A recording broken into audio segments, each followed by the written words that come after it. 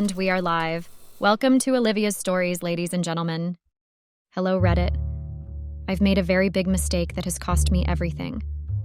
I don't even know where the mistake started. I don't know where and when I lost myself. All I know is I've destroyed my once happy marriage because of my lustful desires. I don't even know how I got here. Everything is gone in the twinkle of an eye as if it was never there in the first place. Everything happened so fast, and I feel so ashamed of myself right now. I despise myself even. I've done something so despicable and evil. I can't even look at my reflection in the mirror right now, and I don't think I will ever be able to forgive myself for having an affair and cheating on my husband. I blame myself for everything. I got so carried away by my lust that I couldn't even control myself, and now I've lost everything. This post is mostly about self-awareness and hoping someone learns from my mistakes so they don't make the same mistakes I did. After all, they say, experience is the best teacher. So if there is anyone who wants to talk me about being a bad wife or how I could have done something as despicable and disgusting as this, then please, this is not for you. I have punished myself enough. I have regretted everything. I don't need any more judging from strangers on the internet. I am here to reflect on my mistakes and hopefully provide some insight for others who may be struggling in their own relationships and thinking of making or already making the same mistake as me. Hi guys, my name is Janelle Female, and I am a 38-year-old SAHM, stay-at-home mom. I'm married to a medical doctor. His name is Daniel Male, and he is 39 years old. We live in New York, USA. Derek and I have been married for 15 years now. We met when I was just 16 and he was 17, and we dated for 7 years before getting married. We have 2 kids, Chanel, 14, female, and Trevor, 10, male. Daniel and I first crossed paths at a cool art festival one summer when we were just teenagers, me with my camera and Daniel being into writing. We both got hooked on this funky abstract painting at the gallery, and that was the spark for us. While strolling through the festival, chatting about art and stuff, we realized we clicked.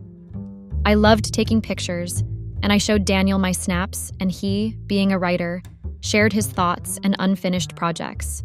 Turns out, our interests matched up, and we decided to continue talking and keeping contact with each other even after the gallery to dig deeper into each other's lives and get to know each other more. We even found a sweet spot where my photos and Daniel's writing came together.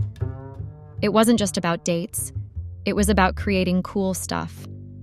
We collaborated on projects, exploring the local art scene and turning our shared passions into something awesome.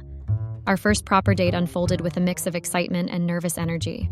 Being young and enamored, we opted for a cozy coffee shop with dim lighting and indie tunes playing in the background. The air was filled with the aroma of freshly ground coffee beans, lol, and we sat across from each other, stealing glances and sharing shy smiles. As we sipped on their chosen brews, I with my caramel macchiato, Daniel with a simple black coffee, our conversation flowed effortlessly. They delved into topics ranging from our favorite books and movies to dreams for the future. Laughter punctuated the air as we discovered we shared quirks and interests, creating an easy camaraderie that set the tone for us. After coffee, we decided to take a spontaneous stroll through a nearby park. The sun dipped below the horizon, casting a warm glow on the landscape. The rustle of leaves and the distant hum of city life provided a serene backdrop as they walked side by side. Daniel, ever the storyteller, shared snippets of his latest writing project, and me, with my artistic eye, pointed out scenes I would love to capture with my camera. Feeling a connection that surpassed the initial nerves, we decided to cap off the evening with a visit to a small art gallery showcasing local talent. Each painting and sculpture became a catalyst for more conversation, as we shared their interpretations and debated the nuances of each piece. It was in this artistic enclave that we began to see the potential of their unique blend of creativity. Our second date unfolded like a delightful adventure into the unknown. Opting for a change of scenery, Daniel and I decided on a day trip to a coastal town. The salty breeze greeted us as we explored the quaint streets lined with shops and cafes, setting the stage for a day of exploration. Our first stop was a charming seaside bakery, where we indulged in freshly baked pastries, our fingers dusted with powdered sugar. We then strolled along the shoreline, dipping our toes into the cool ocean water, sharing laughter and stories against the backdrop of seagulls and crashing waves. Discovering a local amusement park frozen in time, we were drawn into its vintage charm. The afternoon unfolded with shared cotton candy, daring roller coaster rides, and the joyous chaos of arcade games. Amidst the flickering lights and the distant calls of carnival barkers, Daniel and I discovered the thrill of being young and carefree together. As the day progressed, we stumbled upon a weathered pier, its planks echoing with the sounds of our footsteps. With our feet dangling over the edge, we shared dreams and aspirations under a painted sky. Daniel's admiration for the way I saw the world through my lens and my appreciation for the poetic charm of his storytelling deepened our connection. The day concluded with a beachside bonfire where we toasted marshmallows and gazed at the stars overhead. The crackling flames mirrored the warmth growing between us, and in the flickering shadows, we expressed hopes for more moments like these. Our third date was a real surprise-filled adventure. Daniel suggested a spontaneous road trip to the countryside, away from the city hustle. We rolled through open fields with the windows down, breathing in the fresh air. First stop, a classic diner with booths and a jukebox. We chowed down on burgers and milkshakes, swapping childhood stories that had us cracking up. The neon sign flickered as we hit the road again, surrounded by green hills and golden fields. We stumbled upon a farmer's market, colorful stalls full of fresh goodies. Daniel, being the sweet guy he is, got me a bunch of wildflowers that matched the scenery perfectly. We tasted samples and strolled through, talking about everything and nothing. Next up was an unexpected hike through the trees. Surrounded by nature, we shared stories and realized we both love the outdoors. We found a spot with a view of a quiet lake, settling down with the world around us hushed, except for the sounds of leaves rustling. As the sun set, casting a warm glow, Daniel pulled out a blanket he'd packed. Our impromptu picnic with simple sandwiches turned into a cozy dinner as we watched the sky change colors. Another beautiful moment in our story. Our third date was like a mini adventure, full of surprises and shared laughs. Exploring the countryside became a cherished part of our journey, blending together joy, unexpected moments, and the simple pleasures of being together. Our fourth date was like something out of a love story. This time, Daniel took charge LOL and set up a cute night in the city. We kicked things off at a busy night market, smelling all sorts of street food and soaking in the lively atmosphere. We went from stall to stall, trying out different snacks and joking around. Tasting the spiciest stuff turned into a fun challenge, making every bite feel like a shared adventure. After the market, we ended up in this cozy jazz club. The soft lights and smooth tunes created the perfect vibe for us to chat about our favorite music and share childhood stories. It felt intimate and special. Post-jazz, we took a casual stroll through the city, the skyline all lit up. Daniel surprised me with a detour to a rooftop terrace with an amazing view. Under the stars, we opened up about our dreams and fears, the city lights making everything feel a bit magical. To cap off the night, Daniel whisked me away to a late-night ice cream spot. We indulged in our favorite flavors. I went for a classic combo of vanilla ice cream and chocolate cookie chunks, and Daniel picked a creamy strawberry cheesecake. We wandered through the quiet streets with each delicious bite. Sharing ice cream and laughter made for a sweet ending to a fantastic evening. Our fourth date was a mix of excitement, romance, and real connection. Daniel's thoughtful plans and the simple joy of being together under the city lights made it a memorable chapter in our story, with the promise of more adventures ahead. For our fifth date, I decided to switch things up and plan a day that mixed adventure with chill vibes. We kicked things off by hitting a local hiking trail, surrounded by trees and all those nature sounds. Daniel was totally into it as we trekked our way to a cool viewpoint. After the hike, I surprised Daniel with a picnic I brought along. We found a nice spot under a big tree, with the sunlight peeking through. Munching on sandwiches and fresh fruit, we chatted about our pasts and dream travel spots. To add a bit of fun, I suggested we try pottery for the first time. It turned out to be a hilarious mess, with us shaping clay into whatever came to mind. We laughed a ton and made these funky pieces that would always remind us of this random date. As the sun went down, I had one more surprise, a quiet beach with a bonfire. The crackling fire, the sound of waves, and the sunset made it the perfect spot. We roasted marshmallows, swapped stories, and just hung out by the beach. Soon, Daniel and I had been dating for a while, and graduation day rolled in. Daniel and I were buzzing with a mix of excitement and nostalgia. Decked out in those cap and gown get-ups, we waded through a sea of familiar faces, friends who'd been with us through the ups and downs of high school LOL. The ceremony itself was a bit of a whirlwind, speeches, cheers, and that weird feeling that life was about to throw some curveballs our way.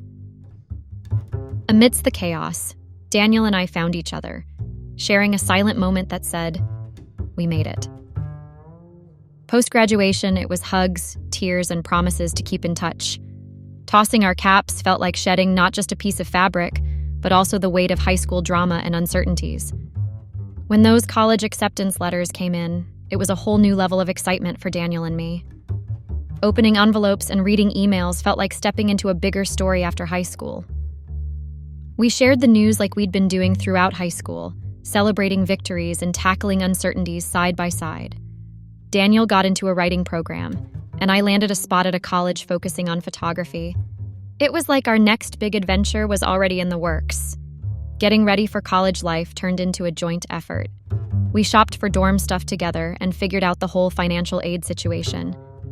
The mix of pumped-up feelings and a bit of nerves made us realize we were in this together, gearing up for a shared ride through higher education. Move-in day was a mix of craziness and excitement. Hauling boxes and setting up our spaces, we looked around and thought, yep, we're really doing this. The campus buzzed with activity, and as we went through orientation and met other students, the idea of learning and growing together got more real. The first semester had its challenges, but having Daniel around made it easier. Late-night study sessions, exploring the campus, and figuring out this whole college thing became stuff we did together, making our connection even stronger. Soon we were thinking of living together. The idea of living together started as a simple chat and soon turned into something we were seriously thinking about. Daniel and I reached that point where moving in together wasn't just a maybe anymore. It was becoming a real decision that would shape what came next for us. Late-night talks about where we'd want to live, what kind of place we'd like, and how we'd handle bills filled our evenings. It wasn't just about finding a spot. It was about creating a home that felt right for both of us. Imagining a place filled with our stuff and shared memories made the whole idea even more appealing. Scrolling through housing options and checking out potential homes brought a mix of excitement and a bit of nervousness. Figuring out things like who does what around the house, how we handle our quirks, and sorting out money stuff became part of our honest talks. It was a bit of a balancing act, figuring out the practical side of living together. Making this decision meant talking about our individual plans, how soon we wanted to do this, and the big picture we both had in mind. It wasn't just about finding a place to crash. It was about building a home where we could grow together, face the ups and downs, and enjoy the good times side by side. Before we decided to shack up, Daniel and I went through some real struggles. College life hit us hard. Juggling classes, work, and trying to find time for each other was like playing a crazy balancing act. The stress from all the academic stuff sometimes puts a strain on our connection, making us work extra hard to stay close. Money issues made everything even trickier. Figuring out how to handle our own expenses and deal with joint finances was like trying to crack a tough puzzle. Budgeting, unexpected expenses, and finding a middle ground that worked for both of us became a real challenge. After we made the decision to move in together, a whole new set of challenges showed up.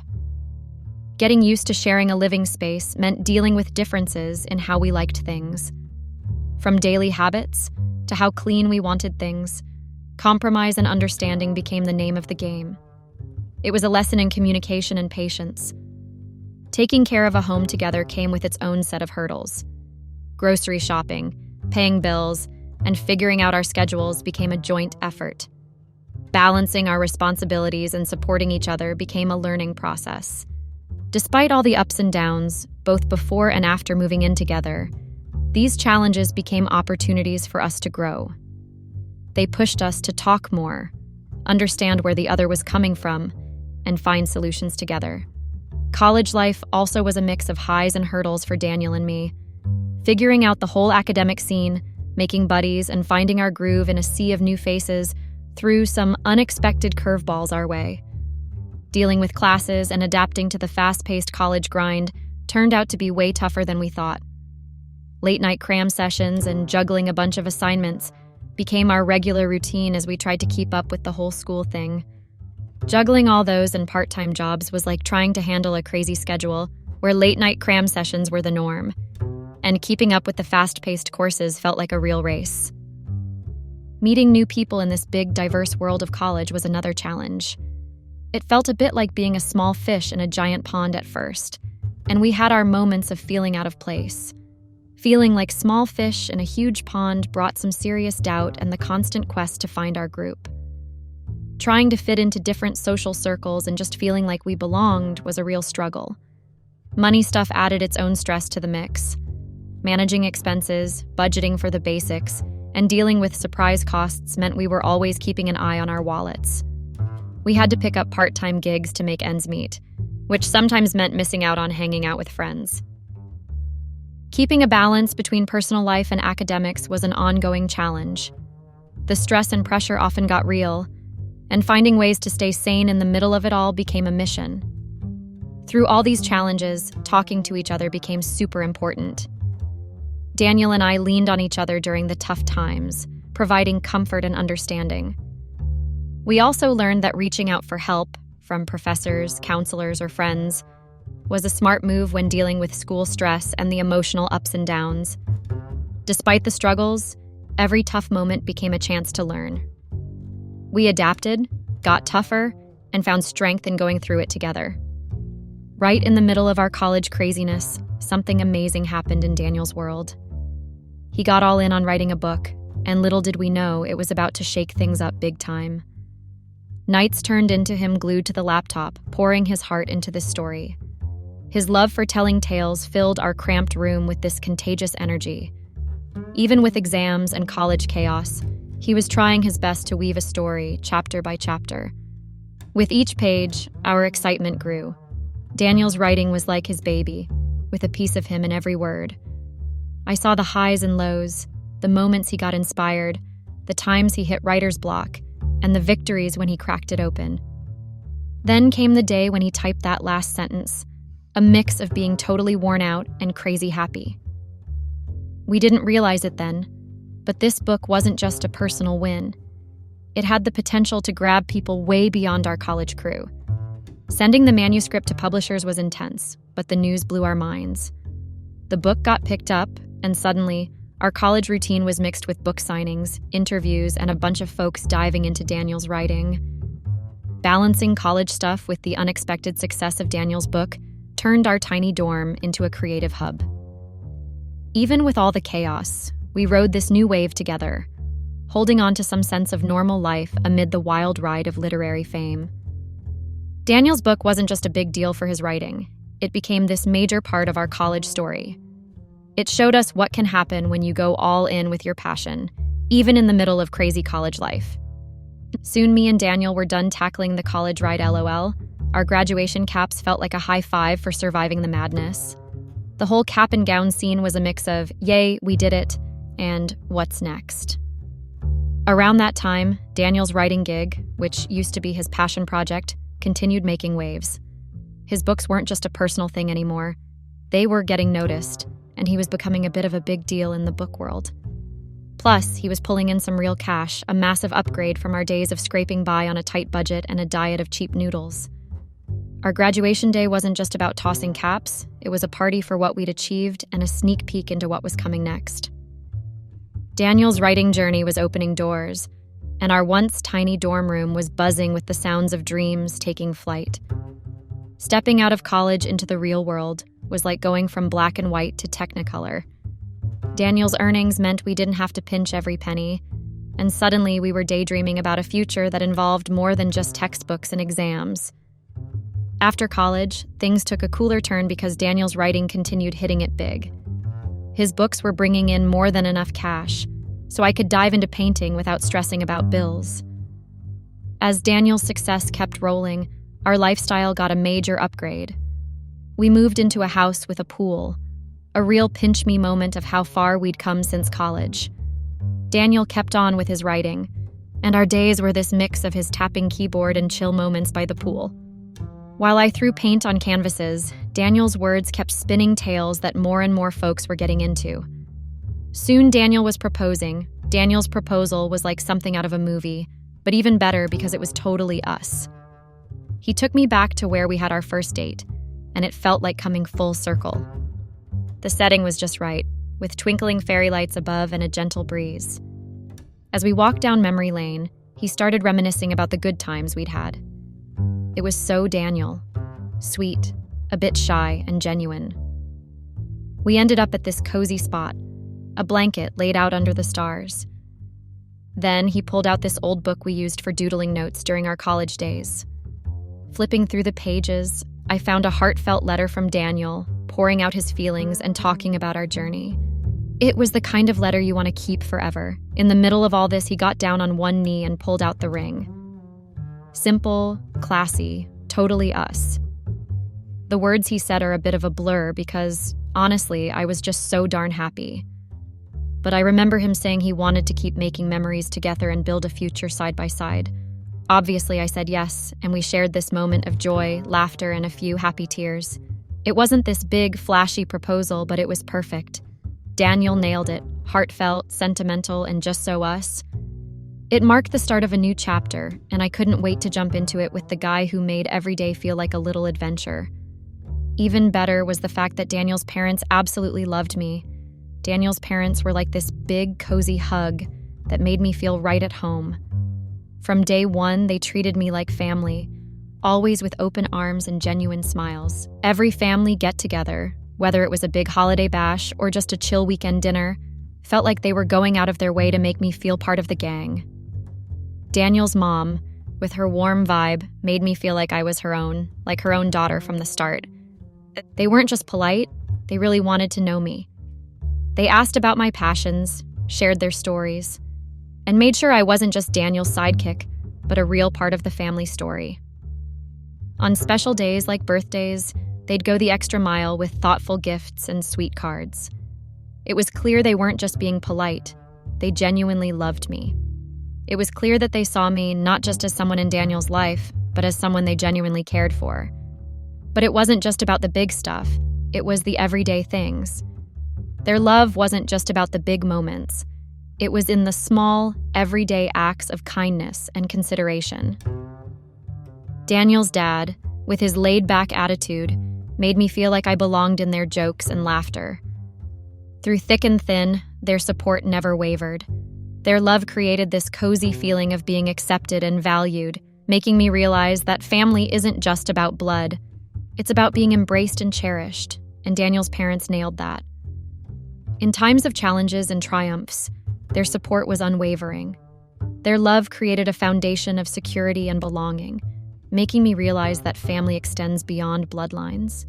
It was a love that embraced me for who I am and made me appreciate the beauty of being accepted and cherished by Daniel's wonderful parents. Planning our wedding got us all kinds of pumped. Choosing the venue, flowers, and all the little details felt like stepping closer to the big day. What made it even better was the awesome support from Daniel's parents. I wasn't just his partner, I was family. Their excitement for the wedding turned the whole planning gig into a joint celebration. We dived into wedding catalogs, scrolled through Pinterest, and tackled decisions together. Whether it was picking colors or sorting out the menu, Daniel's parents were there, throwing in advice and sharing stories from their own wedding shindigs. The bond between Daniel's parents and I shone bright during family hangouts and pre-wedding parties. Their real affection for me and how seamlessly I fit into their crew made the planning process even more fun. Getting ready for the wedding wasn't just about setting up a day for us. It was about bringing two families together. Daniel's parents, loving me like they did LOL, added this cozy vibe to the whole deal. Planning our wedding wasn't all good, though. It still had its ups and downs. In fact, it was like riding a crazy roller coaster, complete with unexpected bumps and turns. One major challenge came in the form of some not-so-friendly relatives on my side of the family who brought their own storm to our celebration. Dealing with rude comments and people offering unwanted advice felt like trying to dodge raindrops during a downpour. Whether it was critiques on our choices or folks telling us what to do, we had to learn to handle the storm with grace and resilience. Sorting out the seating arrangement turned into a tricky puzzle as we tried to strategically place certain relatives who couldn't quite get along. Juggling their expectations with our vision for the day became a delicate dance, testing our patience and diplomacy skills. Then, there were the inevitable clashes over traditions and expectations. Everyone seemed to have their own idea of how things should go, from the ceremony to what food we should serve. Working through these differences meant compromising and sometimes sticking to what was most important to us. Despite the bumps, we held on to the belief that our wedding day should feel like us, a celebration of our love and commitment. Navigating through family stuff and outside pressures became a team effort, reminding us of our unity as a couple. In the end, though, our wedding was a beautiful mess of emotions, laughter, and a few inevitable hiccups. It taught us to focus on what really mattered and appreciate the support of those who genuinely cared about our happiness. The bumps, though tough at times, became part of the story we'd remember and laugh about in the years to come. All right, so not long after tying the knot, Daniel and I thought, why not throw parenting into the mix? About a year after the wedding madness, we were gearing up to welcome a tiny human into our chaos. The journey to being parents kicked off with our daughter, Chanel. Think sleepless nights, diapers for days, and discovering a love that words can't quite capture. Parenting was a mix of laughter and a few meltdowns, mostly from me, LOL. Fast forward 4 years, and we decided to do it all over again. Trevor joined the crew, turning us into a family of 4. But let me tell you, the road to expanding our family wasn't a smooth ride. Pregnancy threw us some curveballs. Morning sickness?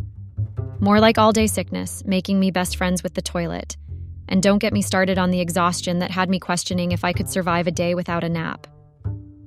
Daniel, my rock, did his best to navigate the hormonal roller coaster I was on. Cravings became his mission, leading to midnight ice cream runs and pickle scavenger hunts at weird hours. We laughed about it, but behind the laughter were some real challenges. Chasing a toddler while battling pregnancy symptoms felt like a marathon. There were days when I wondered how I'd manage it all.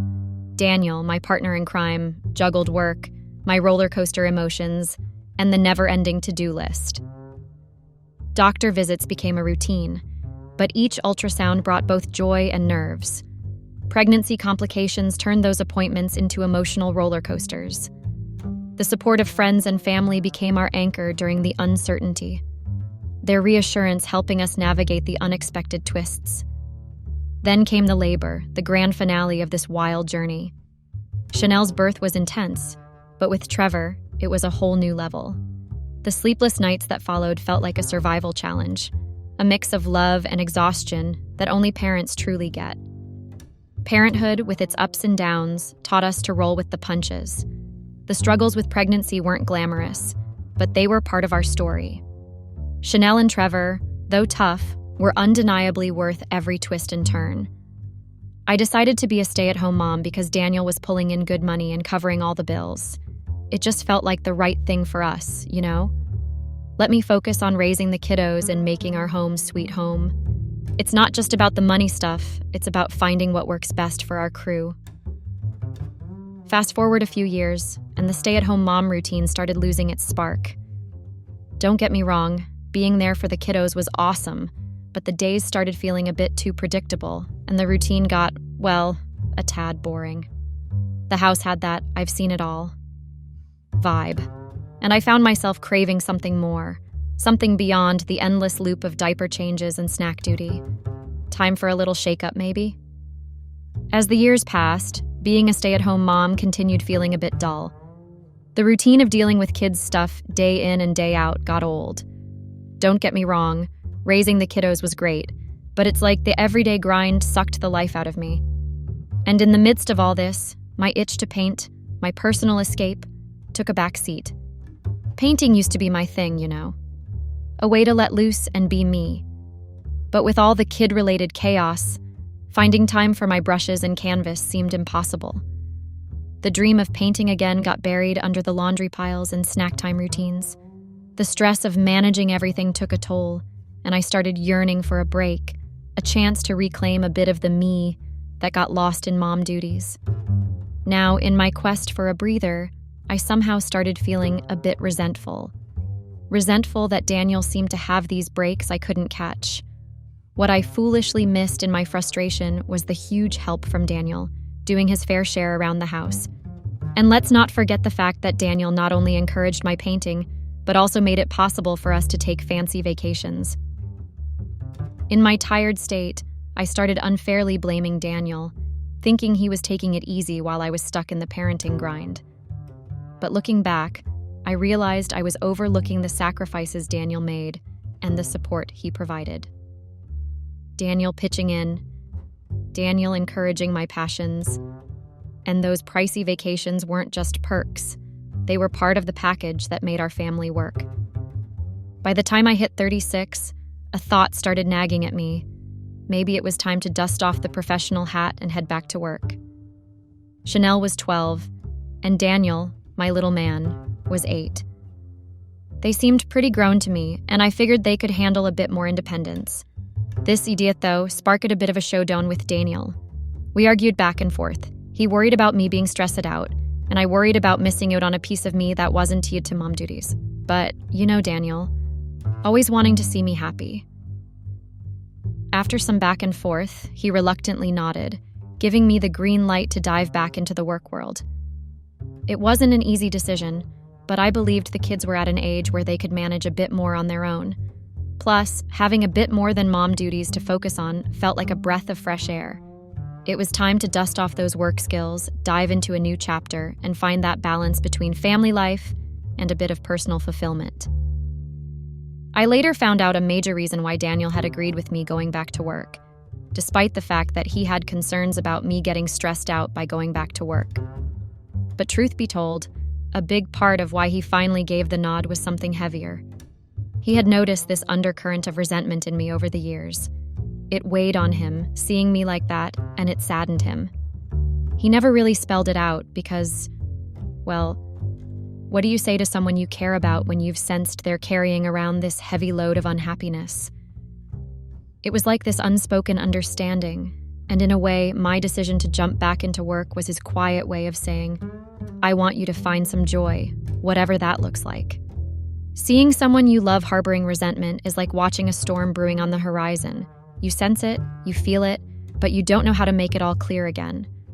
Daniel, in his silent observation, had witnessed my struggles and frustrations, and it ate at him. The unspoken sadness in his eyes when he looked at me carried the weight of understanding something was off. What complicated matters was that he didn't have the perfect words to address it. How do you tell someone you love that you've seen the shadows of resentment cast upon their spirit?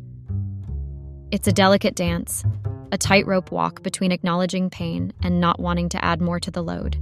So, in a way, when he reluctantly agreed to my return to work, it was his silent way of saying, I see you, I see the struggle, and I want you to find happiness, whatever that means for you. It wasn't a simple decision to greenlight my return to the workforce. It was a response to this unspoken heaviness he couldn't ignore. Daniel was so amazing to me. He was perfect. And looking back, I was so unappreciative, so resentful. I regret everything, but how do you turn back the hands of time? You can't. You just learn to live with it. Either ways, I dove into the job hunt. Painting at home was a no-go. I needed a break from the house vibe.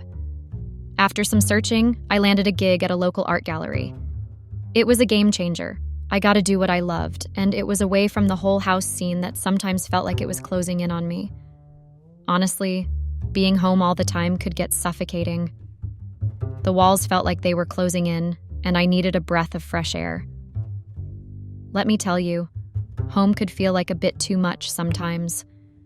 The routine, the four walls, it got overwhelming. The new job was like stepping into a different world, a world where I could lose myself in what I loved without the constant hum of household responsibilities. Not just that the new job was also a breath of fresh air. I could immerse myself in my passion without feeling the weight of domestic duties on my shoulders. Sure, the kids weren't thrilled that I wasn't around the house as much. Change always takes some getting used to. But eventually, they adjusted. Every now and then, they'd swing by the art gallery to say hi, and even Daniel made a few appearances. It became this nice blend of work and family, a balance that felt just right. 8 months into my gig at the art gallery, Inter Milan, he joined the crew, working the front desk as a receptionist. But here's the twist. He wasn't just another receptionist. This guy had an eye for painting that could make the art world take notice. Thing is, Milan was in the same boat as me, a stay-at-home dad bored out of his mind. Sure, he didn't have kiddos yet, but the impending arrival of a little one with his wife Rosie had him seeking some action, as Rosie was expecting. Now, Rosie was a lawyer who owned her own private firm. Her dad was also a big-time judge. She was swimming in generational wealth, making the work necessity kind of optional for Milan. He picked up the receptionist gig simply because home alone was driving him up the walls. Crazy, I know, right? Sometimes it's just the need for a change in scenery, even if it means manning the front desk. Crazy, I know, but relatable. Funny enough, Rosie, Milan's wife, turned out to be a huge fan of Daniel. Picture her excitement when she dropped by the art gallery to see Milan, and bam, there's Daniel, just casually popping in to say hi to me. Before this little hangout, Milan and I had been getting closer. It's funny how having similar situations can bring people together. We're both stay-at-home parents, fighting off boredom, and we found ourselves navigating the art gallery scene. It went beyond work buddies. We hit it off on a personal level. Our talks shifted from gallery gossip to swapping stories about parenting, dealing with boredom, and the amusing adventures of being at home. But hold on, it got even better. When Rosie saw Daniel, she was over the moon. It was like meeting a celebrity. Little did she know, Daniel was there for me, and that he was my husband, LOL. The mix of surprise, excitement, and pure fan vibes created this super amusing scene. In the middle of all this, Milan and I shared a quiet laugh, just watching it unfold. Our friendship, now filled with shared jokes, added another layer to the whole work-life gig. Before we knew it, the four of us were just hanging out all the time and getting along like peas in a pod. Our casual meetups turned into intentional get-togethers, and it wasn't just about work anymore. We became this close group, cracking jokes, swapping stories, and making memories that felt like they'd stick around for good. Rosie was thrilled about being buddies with Daniel, especially because it meant she got the lowdown on his upcoming book. Now, Daniel had this quirky habit. He liked to immerse himself in the actual locations where his stories unfolded. Currently then, he was neck-deep in a project that had him all pumped up.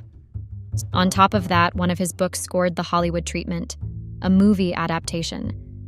You could see the excitement radiating from Daniel. But sadly, it translated into more miles on the road. The movie hustle had him jetting off here and there, dealing with all things film-related and also the book he was working on. Suddenly, Daniel became this on-the-go guy. I found myself missing him more than I thought I would. He'd be out for a week, maybe even 2, and the house felt strangely empty. Sure, the thrill of his projects was undeniable, but dang, it pulled at the heartstrings having him away so much.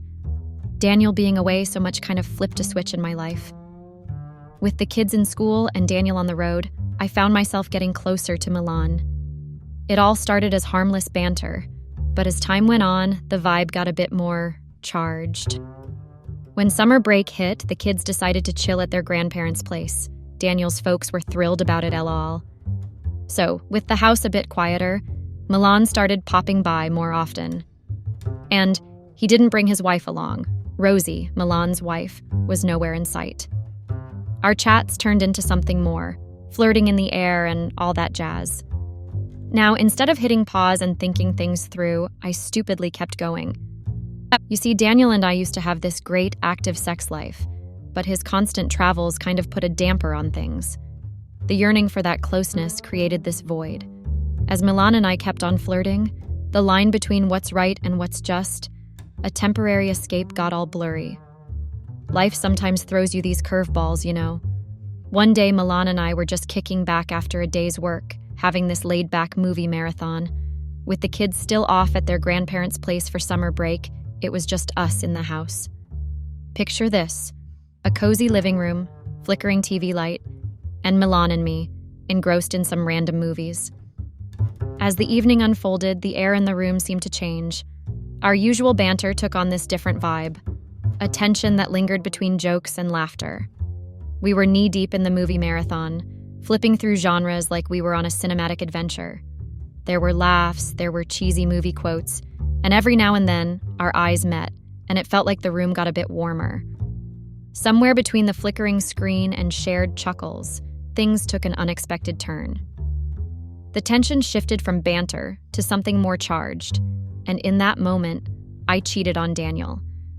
It was like this impulsive leap into uncharted territory, and once the line was crossed, there was no going back. After the mess with Milan, panic took over. It felt like a storm inside me, realizing the gravity of what went down. I kicked Milan out, and the whole situation just hung in the air. For hours, I was stuck in this cycle of freaking out, trying to figure out how to tell Daniel. Confessing seemed impossible. Daniel was all about loyalty, and the idea of breaking that trust, especially with Milan, made me sick to my stomach. I knew he wouldn't forgive me not for this. So after wrestling with the panic, I decided I couldn't spill the beans to Daniel. It would wreck us. His loyalty was solid, and cheating was a deal breaker. I had to face the fact that my actions put our relationship on the line. But it wasn't just about Daniel. Rosie, Milan's wife, would be devastated if she found out, and Milan had his own mess to deal with. The aftermath of this impulsive move felt like a mountain to climb. It hit me that I had to keep this secret, go back to work, and act like nothing happened. The following days were a weird mix of pretending, guilt, and the constant fear of being caught. The weight of the secret hung over every smile, every casual chat. It was like putting on a show. Avoiding Milan turned out to be trickier than I thought. After the mess, this weird tension hung in the air, and no matter how much I wanted to keep my distance, there was this strange pull dragging me back to him. As time passed, that pull got stronger. It was like an invisible force, and resisting it became nearly impossible. Maybe it was the shared secret, or the mess we'd created, but Milan seemed to get it. He knew how to play into that vulnerability, and one day, he caught me off guard. He cornered me, strategically hitting me at a weak moment. Milan painted this picture that we could keep our thing under wraps, have this secret thing going on without anyone being the wiser. And in a moment where my judgment was clouded by guilt and confusion, I stupidly agreed. It was this impulsive decision, thinking we could somehow handle a covert affair without anyone catching on. Little did I realize the mess I was getting into, the lies, the potential hurt, and the sheer complexity of it all. Milan's smooth talk roped me in, and without really thinking it through, I walked right into this trap.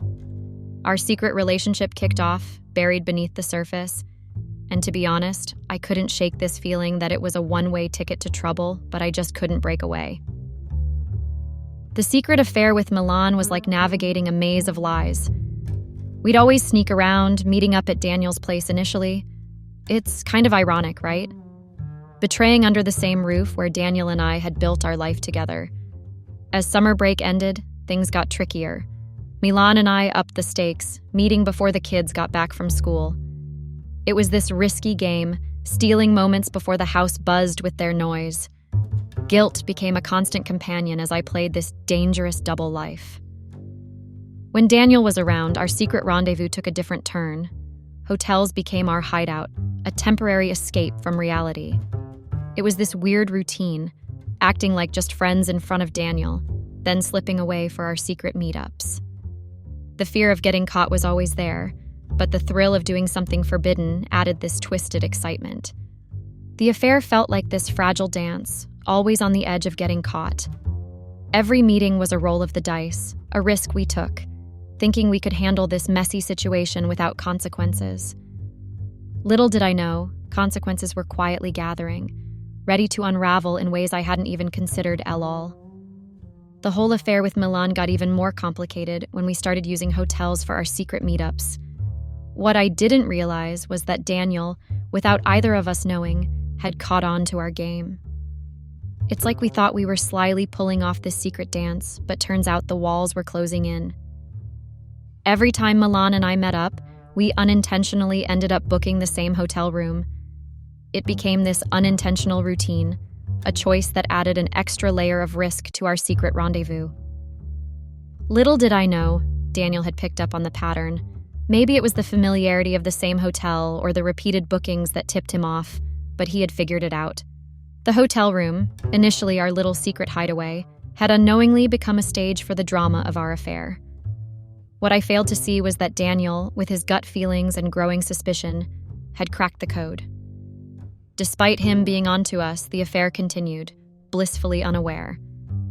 It's this weird situation where we thought we were being all sneaky, but the truth was looming right around the corner. For months, I kept up with this affair with Milan, thinking we were these secret agents of passion. Little did I know, Daniel had caught on to our little game, but he played it cool, pretending not to notice. It was like living in a movie where the audience knows the plot twist, but the characters remain clueless. I'd throw out excuses about working late to meet up with Milan, believing I was pulling off the ultimate sneaky move. Daniel, though, saw through the act. He pretended not to see, maybe out of trust or denial, and I, wrapped up in my own world, continued the charade. Even those supposed girls' nights out with my friends were just cover stories for my secret meetups with Milan. Daniel, the ultimate actor, acted like he didn't catch on. The trust he had in me, or maybe his ability to overlook the obvious, allowed this elaborate act to keep going. Month after month, it became this weird routine of secrets. I'd head off to meet Milan, thinking I was the mastermind of deception, while Daniel, fully aware, kept quiet. It was like a soap opera, everyone playing their roles in this tangled drama. As the affair unfolded, none of us saw the silent game we were caught up in. Daniel, with his silent knowledge and pretending he didn't know, and Milan and I, oblivious in our little secret world, were all caught in this mess of lies. Daniel was still in his zone, working on his new book during that time. Our friends were all hyped about it, especially Rosie, who was a massive fan. She kept bugging Milan for any tidbits about the book, but he played it cool, saying it was still hush-hush and in the works. Little did I know what was really going on. As our friend group continued meeting up and Rosie kept asking Milan about the book, he eventually spilled the beans, saying he needed another perspective. If only I had known the real reason behind all those discussions. Meanwhile, in the midst of this, my secret affair with Milan kept on going. Without realizing it, I found myself growing distant from Daniel, and this weird guilt was creeping in, making me scramble for justifications to ease the weight on my conscience. I started telling myself that Daniel was always swamped with work, that he didn't have much time for me. But, that didn't really line up with what was really going on. Even when Daniel had to travel for work, he went out of his way to stay connected. Late-night calls and video chats weren't just routine. They were his way of making sure we stayed close, even when he was miles away. And it wasn't just about me. He made a point to catch up with the kids, too. When he got back home, his focus was entirely on us, giving his full attention to the family. So, when I was trying to convince myself that he was always too busy, the reality was quite different. The gap between my excuses and the actual effort Daniel was putting into our relationship became more and more obvious. It was like this clash between what I was telling myself and the real deal he was bringing to the table. As time went by, this strange gap started creeping in between me and Daniel. It was like this unspoken tension building up, and I couldn't shake off the conflicting emotions swirling within me. Daniel, clueless about the inner turmoil, kept doing his usual, working hard and being present for the family. He was fully committed, unlike me, wrestling with my thoughts. The difference in how we viewed our relationship became more apparent, with each passing day nudging us a bit further apart. Our conversations, which used to flow so easily, felt strained. I, dealing with guilt and trying to justify my actions, unintentionally began to pull away. The easy talks and shared laughter were slowly replaced by this awkward distance. The heart of our connection seemed to fade, leaving behind this awkward gap that neither of us knew how to bridge. It wasn't just about physical space. It felt like this emotional distance was growing, filled with things left unsaid. Meanwhile, Daniel, sensing that something was off, but not quite grasping it, kept trying to bridge the gap. Little did he know, the bridge was becoming trickier to cross, with all these unspoken issues lingering in the background. The growing distance, both in how I felt and how we connected, turned into this unspoken force shaping what used to be a solid bond. Daniel, being pretty tuned in, started noticing something was off between us. Even if he couldn't quite put his finger on it, he sensed the distance growing. To make things right, he went all out in ways that caught me off guard. His usual knack for thoughtful gifts went into overdrive. Suddenly, it was like a parade of presents. Fancy jewelry, a shiny new car, diamonds and pearls showing up regularly. Each gift felt like a sincere effort to fill the gap that had opened up between us. But it wasn't just about the gifts. Daniel turned into this date night extraordinaire, and our living room transformed into a cozy movie night hub. It was obvious he was trying hard to bring back the spark that seemed to be fading. Despite all these big gestures, I found myself more overwhelmed than appreciated. The fancy gifts and planned activities somehow made the underlying issues feel even more glaring. The distance between us, though harder to define, stuck around. The more Daniel tried to make up for it, the more I struggled with this growing gap in our connection. In the midst of all the grand efforts to reignite what we had, I couldn't shake the feeling that the heart of our relationship was slipping away. It was slipping through the cracks formed by things we weren't saying and problems we weren't addressing. And it was all my fault. Caught in this whirlwind of emotions, I couldn't help but feel an extra weight of guilt as Daniel went all out trying to fix things between us. His sincere attempts with fancy gifts, romantic dates, and sweet gestures only made the growing gap more obvious. It hit me hard. The distance was real, and it was all my fault. Even with all this effort from Daniel, I found myself unable to put an end to my secret affair with Milan. It was like being knee-deep in this messy mix of emotions, and the thrill of sneaking around had this weirdly appealing edge. The guilt hung over me like a dark cloud whenever I was with Daniel, but when I slipped away to see Milan, it felt like a brief escape from the messiness of my married life. The secret affair had this strange pull for me, this mix of guilt and excitement all tangled up. Daniel's sincere attempts to patch things up stood in stark contrast to my ongoing involvement with Milan. The secrecy and the forbidden thrill became this escape route, a way to sidestep the messiness at home. It was a tricky balancing act, navigating between these two worlds. As Daniel tried harder to fix things, I found myself caught in a moral dilemma. The more he tried, the more I got entangled in the mess of deceit. It became this delicate dance where, despite feeling guilty, the allure of the secret affair was just too strong to resist. The thrill of it all became this magnetic force pulling me into a complicated situation. Daniel surprised me with the latest iPhone, thinking it would help bridge the gap between us. What I didn't realize was that this shiny gift had a hidden feature. He'd installed Google Latitude on it, secretly linking it to his own phone. In simple terms, he had a way of knowing exactly where I was without me having a clue. Excited about my new phone, I carried it with me everywhere, completely oblivious to the fact that every move I made was being quietly tracked by Daniel. Whether I was at work, hanging out with friends, or even sneaking away to meet Milan, he had a front row seat to my life. It now hits me how ironic the situation was. The gift meant to bring us closer ended up being a tool for Daniel to keep tabs on me. While I enjoyed my new gadget, Daniel wrestled with the internal conflict of being in the know without me realizing. One day, Daniel told me he had to go on a work trip. I acted a bit sad, making him think I'd miss him a bunch. But truth be told, I had other plans. With the kids at school, I thought it was the perfect time to invite Milan over. We were about to dive into our secret rendezvous when my phone ruined the moment. Daniel calling to say he'd forgotten something and was on his way back home in a cab and that he hoped I hadn't left for work yet. Panic set in, and Milan and I hastily cleaned up any signs of our almost hookup. It was a close call with Daniel almost catching us, but luck seemed to be on our side that day. This could have been a reality check, a signal to stop the affair and think about the consequences. Yet, in a strange turn of events, the excitement of the forbidden overshadowed any sensible thoughts. Instead of calling it quits, Milan and I decided to keep rolling the dice, convinced that luck would keep smiling down on us. Despite the close call with Daniel nearly catching us, Milan and I couldn't resist the pull of our weekend rendezvous. The thrill of sneaking around became irresistible, drawing us back into the secrecy and excitement that defined our affair. Week after week, our secret meetings continued. We'd find sneaky spots, hotels, and hidden corners to steal moments that, despite the risk, only made our connection stronger.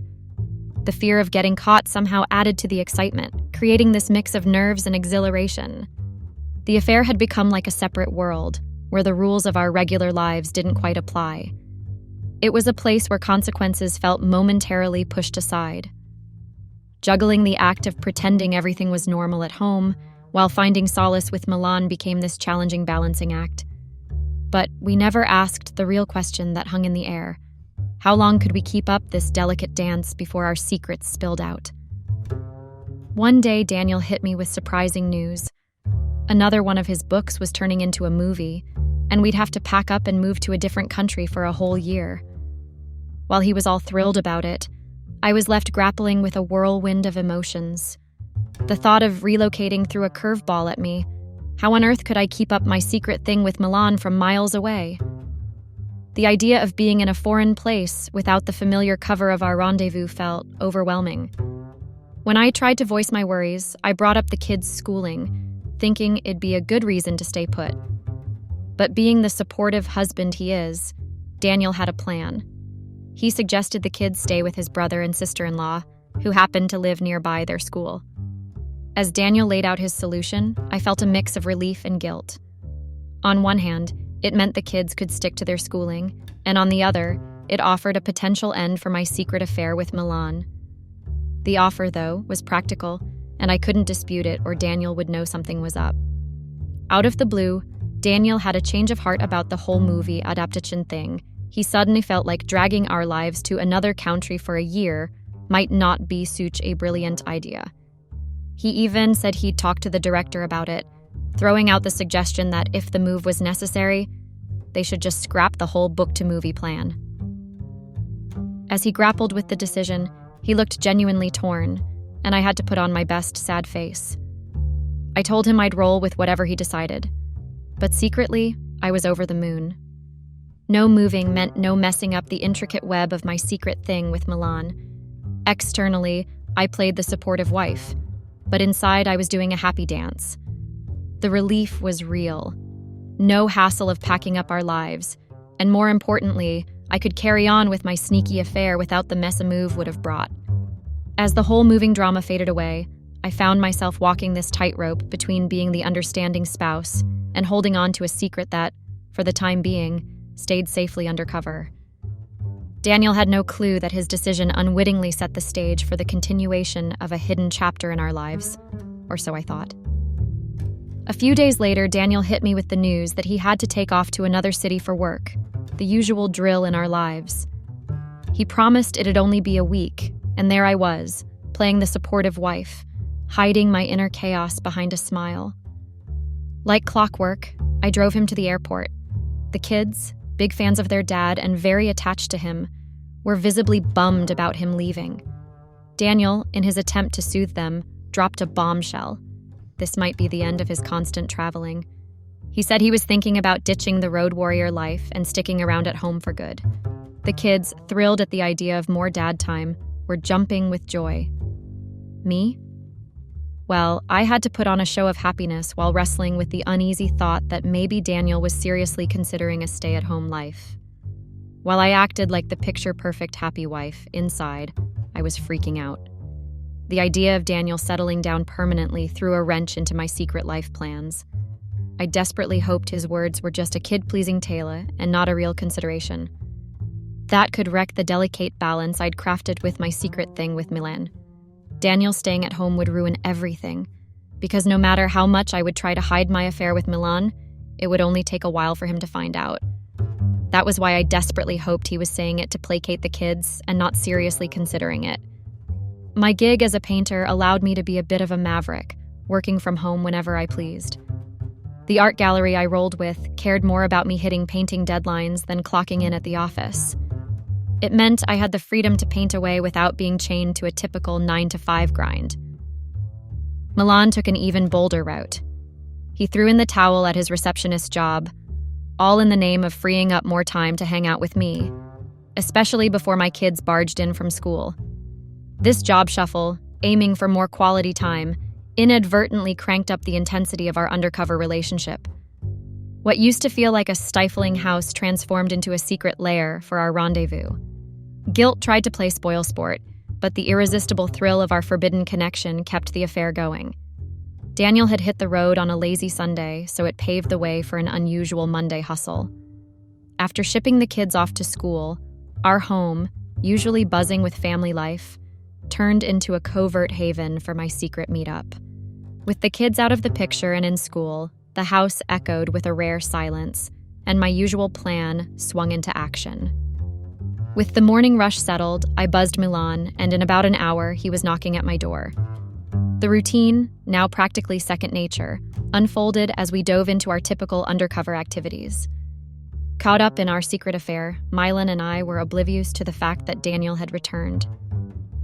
Unbeknownst to us, he quietly slipped into the house, and the surprise was on us when he opened the bedroom door and discovered the whole mess. My mind went into overdrive, trying to process the surreal scene. There was no room for excuses or spinning lies. The undeniable truth stared back at us. Daniel, oddly composed and showing no emotion, stood there. It was an unexpected twist, leaving an awkward heaviness in the room. Milan, sensing the gravity of the situation, leaped out of bed, fumbling to get dressed. Panic set in as he hurriedly clothed himself, fully aware that this revelation marked the demise of my marriage.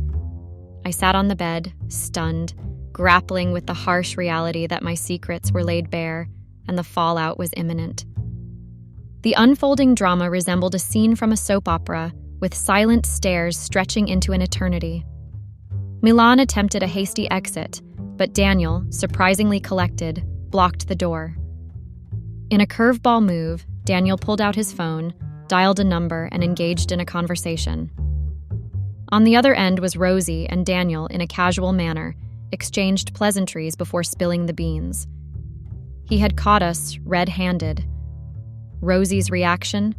A knowing chuckle, as if she had anticipated this day. With Milan and me still in the room, Rosie declared an end to our secret affair through the phone. The revelation hit us like a ton of bricks. Daniel and Rosie were in on the secret all along. Without waiting for a response, Rosie bid Daniel goodbye, abruptly ending the call. Daniel, still calm, gestured towards the door, signaling to the stunned Milan that it was time to leave. My affair had been exposed, and the consequences were irreversible. I braced myself for a storm of emotions from Daniel, maybe anger, shouting, or even just a reaction, anything that would offer a glimmer of hope. But what I got was a calm and collected Daniel, his demeanor unyielding. He calmly informed me that I had 20 minutes to gather my belongings and vacate his house. His instructions were precise. I was not to take any of the expensive gifts he had given me, nor the car. The indifference in his voice struck a chord, revealing that he had already processed the demise of our marriage while silently observing my betrayal. He made it clear that he was beyond the emotional turmoil and had moved on. To drive the final nail into the coffin, he handed me divorce papers to sign, sealing the fate of our relationship. The whole situation felt like a surreal, cold reality check, leaving me without any illusions that things could be salvaged. It was an abrupt, uncompromising end. In the midst of my distress and a bit of emotional chaos, I tried everything, even resorting to begging to change Daniel's mind. But my efforts were in vain. Daniel remained firm, showing me the door, and I ended up back at my parents' place. Initially, I resisted signing those divorce papers, desperately holding on to a bit of denial, hoping that maybe Daniel would change his mind and take me back. The harsh reality hit me when my phone started blowing up and my parents demanded an explanation. Daniel wasted no time in spreading the news about my infidelity, reaching out to my boss, my parents, his parents, and our friends through texts and calls. He had concrete evidence in the form of pictures and videos he'd secretly gathered. As it turned out, Daniel had set up a hidden camera in our room without my knowledge. The invasion of my privacy became glaringly apparent as he shared the incriminating materials with everyone we knew. The fallout from his revelations sent shockwaves through both my personal and professional life, forcing me to confront the repercussions of my actions. To make things even worse, the kids found out about what happened sooner than we planned. Daniel wanted to protect them and not tell them, but the grandparents accidentally spilled the beans.